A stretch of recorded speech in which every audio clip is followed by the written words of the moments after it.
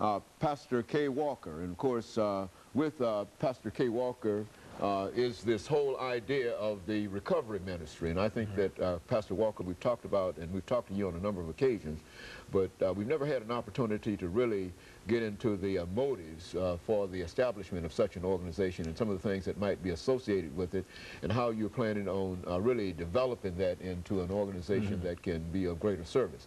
But before we get into a discussion of this organization this morning, Reverend Walker, let's see if we can have you to talk about, give us some information. And as we know, and as you know, you're no stranger to our audience this morning, but perhaps there might be a few individuals who might not know you. And so let's talk about your background, your education, and some of the things that motivated you in a real sense to think in terms of establishing this recovery ministry. All right. Well, first of all, Dr. Haney, let me say thank you for allowing me the opportunity to come on the show. And my name is KWalker. I was born right here in Nashville, Tennessee. Of course, I attended the public schools of Nashville. Went in the Navy, spent time in the Navy, not long in the Navy. Had a kind of turbulent younger life. Did a few studies at Tennessee State University. Didn't get a degree or anything, and also did some courses at Tribeca East Campus prison program. Did that while I was incarcerated in the Tennessee State prison system back during the 70s and early part of the 80s.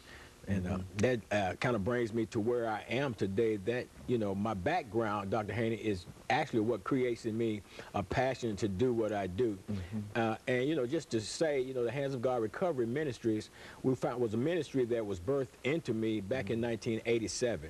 Now, what happened was, Dr. Haney, prior to 1987, I was a drug addict. I had spent 17 years of my life in active drug addiction, had spent time incarcerated in the Tennessee State prison system.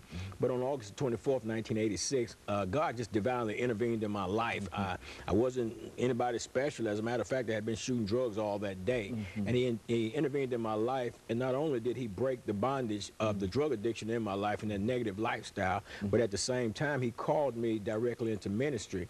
And at that point, I went into like seclusion for about 3 months, and all I did was just feast on the Word of God and just get my physical health together and everything. And that's all I did. And then God had put a calling on my life to form a ministry that would impact the whole of society.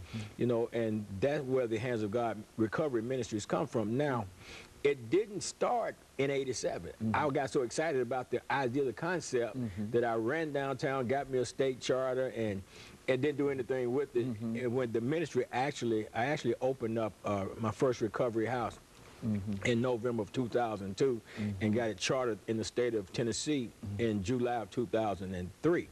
But in the Hands of God Recovery Ministry, basically